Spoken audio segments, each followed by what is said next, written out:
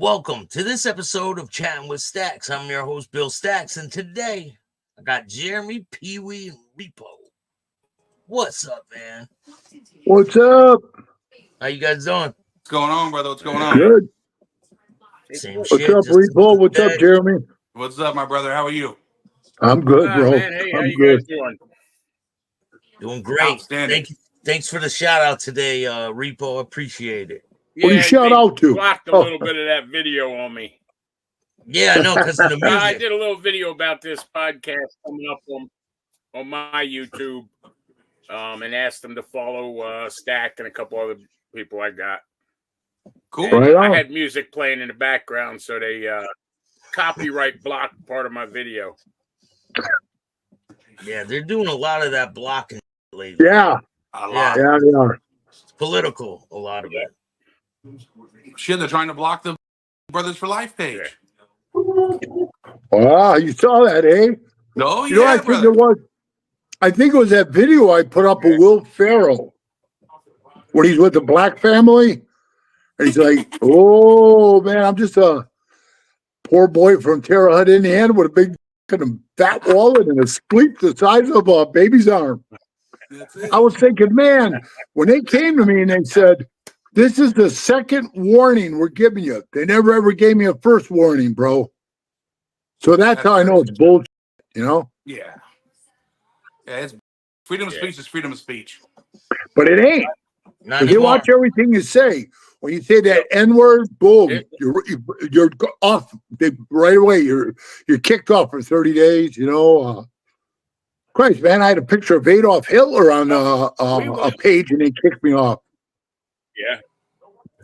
I commented the snake we have emoji and I Alexis got in the in house. trouble for it. Well, they would have hated the way we treated the old We website guy unplug then. all the Alexis in the house. That's the reason. You know, I've been arrested before for calling a girl on Facebook. Really? They came to my house, knocked on the Come door. on. They said, "Did you call her that on Facebook?" I said, "Yeah." They I've go, done it 100 times. Put your hands behind your back. Wow. I got arrested for harassment and threatening. I'll remember that. Yeah. Really? Crazy. We'll have to figure out another word. You're just a bad influence. You're just a bad influence. Bill. I would do it again, though. You know. Of course. Hey, I'll tell you what. I'll kick it off here with something. I've got friends I grew up around on both sides of the fence. So I'm talking with a buddy of mine who's friendly with a couple of the local HAs up there in Jersey. They're worried. They're worried about the 16s. Bad worried. They got right to be, honestly. And then I talked to a buddy of mine who's a 16 I grew up with. Apparently, they ran up on a couple of them, and those guys literally tucked their tails and took off from them. That didn't happen when I was around. It did not happen. You know, you had to stand your ground. And now, these guys aren't doing, man. They just did something last night. I just seen it on the internet where some guys beat up some of the other guys with some hammers, and I just was like, PopKorn in the house. PopKorn, what up? there he is. Hey, Welcome. Sorry, I'm It's all late. good. Oh, yeah. Nah, it's okay. Oh, yeah, I'm ready. Hey. So we got PeeWee, Jeremy, PopKorn, Welcome, Johnny. Repo. PopKorn. Hey, how's it going? Good. Good, Well, brother, good. Now, this is a podcast. Well, Hell shit, yeah. this ain't gonna What's work happening, too John? easy. I'm blind and I'm on a cell phone, so Yeah. I'm on PopKorn. I'm on a cell phone too. yeah. Yeah. Yeah. Well, I mean, I don't really usually meet dudes on the internet. That's not how I get down. Yep. Me either, man. That's it. But $20 is $20 though. Yeah. I'm just following you guys. How's it going? Good. It's going, bro. Yeah, right. I said it's funny, when people always ask me, in all the years you were in a club, man, did you have problems and stuff, I said, problem with who? And they go, well, like with the Bandido guys. I said, nah, actually, I get along with those guys. And all the years from 1994 to 2010, when I quit, they said, did you ever run into the pagan guys? Ever had problems with them? I said, I never saw one. Yeah. Never anywhere I was, I never physically ever seen one. You know what I mean? Yeah. So I said, no, I never had problems with them. You know, it's just always, you know, the Mongols or the outlaw thing and all that shit. But I talked one time. I was sitting at a sushi place, PopKorn, and I was with Mel Chansey, and he was talking to Keith on the phone, and he says, "Hey, you want to talk to Conan?" And I said, "Yeah, I never talked to him before." He gets on there, "Hey, bro, what's up?" And I said, "What's going on, dude?" And he said, "Hey, I want to come to town, you know, and go to Mr. Olympia." I said, "Well, come on." I was out at a club then. And I said, "Well, come on." And he says, "Well, what about those other guys?" I said, "Dude, listen, they ain't going to come after you unless we go over and knock on the clubhouse door and drag them out. You know, they don't come out." And he goes, I think Sons of Anarchy kind of fucking fueled the fire for all that shit. You know what I mean? But and people believed in that shit, bro. I've never had a problem with anybody who didn't have a problem with me. And it's always that just one-off shit. You know what I mean? One person disrespecting one person, you know? Right. And hey, bro, we've seen it in our own clubs. You know what I mean? I've seen more Hell's Angels do shit to other Hell's Angels than get busy with anybody else. That was exactly what I was going to say. Was I can't believe that, you know, everybody wants to say that they're brother, but it seems to be most of the problems are actually between brother. Yes. Right on, bro. 100%. Yep. 100%. What about you, Jeremy? Is there pagans down there in Texas? Why you? Nah, but the only thing that's down in Texas is Mongols and Bandidos. The Cossacks down there. Well, yeah, we don't count them. But they're like a home. They were grown there, right? Yeah, they've been around for so long, but they're more up around Dallas, but they don't do nothing to nobody. Yeah. We had one incident over at the bar, but other than that, they ain't done shit. That Waco. What about the kinfolk? Nah, kinfolk already got dissolved. They took one beating and all turned their shit in. Oh. They laid all their vests down. Yeah, pretty much. Now, last time I heard, all the kinfolk were all Mongols. Well, I know right now 3 ex-Hells Angels that are pagans, and they talk to me still to this day. Yeah, I heard the same thing. Yep. Do you guys notice that a lot where people switch sides? There was a Jersey guy, PeeWee. Yeah. So as far No, as the guys I'm talking about are from. No, I think the guys I'm talking about, bro, are from. One's from. 2 are from Indiana, and one's from. I want to say Ohio, something like that. But the member was. It was a member from Indiana. The other member was from Chicago, and they were Hells Angels, and the other one was from San Diego. Hey, did she And they're all. You're right. The one gone? And Jersey's, I think 2 guys that were Jersey now, HA, are pagans now. That's fucking crazy. Yeah, I don't understand the whole flip-flopping, jumping ship. If you're out, you're out. You don't jump onto somebody else's boat. Well, flip-flopping. I mean, I've seen people with 3 and 4 different club tattoos on their arm and shit. It was a no-no. What? Wait, what? Wait, what? I'm not I seen only one PopKorn. I only seen one. He comes to my house. His name is Andy, and he's an old man. He's like almost 80 years old, and he's got a Charlie on his arm, and he's got the Bandito one up on his upper arm. He was a Memphis outlaw. Then he quit the Outlaws and he joined Little Rock Bandidos, and that's the last club he was in. He had both tattoos. It freaked me out. You seen someone with 4 different clubs on their arm? Oh, I'm a fucking joker, man. You can't take everything I say to the bank, bro. But I have seen people with multiple tattoos of different clubs. Like, You know what I mean? I didn't count them, Yeah. but yeah, absolutely. I'm not bullshitting. I'm gonna tell you guys a true story that happened, and PeeWee can back it up because it's actually a story about PeeWee. This is when he was president in Vegas, and this is when the first time he ever showed me how to check somebody's mud. And he had a couple of members that had a problem with me and another brother of ours for doing something that we went to PeeWee for and got permission. So they went and they told PeeWee that they were gonna come handle us, and they were taking care of business, and they were fucking us up. You know what PeeWee said to him? Make sure you guys take a fucking lunch. You guys are gonna need all of it. And they told him, "You're not gonna come with us." And he goes, "No, I'm not going. You guys want to go handle it? Do you think it's if that's what you want to do?" He goes, "Then go." He goes, "Last time I checked, I was the boss." He goes, "And I gave him permission. But if you don't want to, hey, you're a Hell's Angel. Move on, do it." They showed up. They didn't leave with the product or what they thought they were gonna. And we went back to the table crying to PeeWee. I remember that. I remember that. Oh yeah, and after that, their respect level went out the window because they basically came, and this is when I guess you just call me an associate or just a hang around or whatever because I wasn't in the club or even remotely getting in because PeeWee wouldn't let me. I told him he wouldn't like it. Yeah, well, exactly. PeeWee's exact words to me was, "Why?" He goes, "You have every benefit of being with us, other than sitting at that table with all the drama." Yeah. He goes, "But I take you everywhere. You go to every party. You go to every event. You go any place you want to go. Why? There's no gain to it for you." And those words always stuck with me. Always.